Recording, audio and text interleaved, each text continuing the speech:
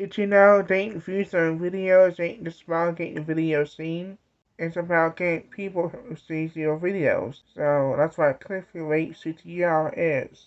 And in this video, I'm going to tell you can use CTR click-through rate to increase your viewership. Tip 1. Optimize your thumbnails.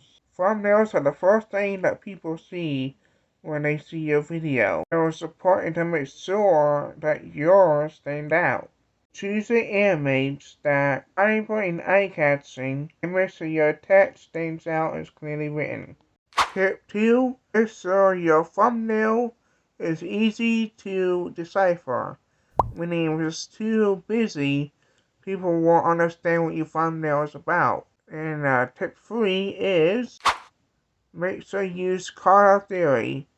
This will make your thumbnail stand out more and your click-through rate. Tip 4 is keep on practicing making your thumbnails. You get better over time and your viewership. So, if you find this video helpful, you probably like to know how to make a thumbnail. So, once this video comes up on screen, just teach you how, and I'll see you there.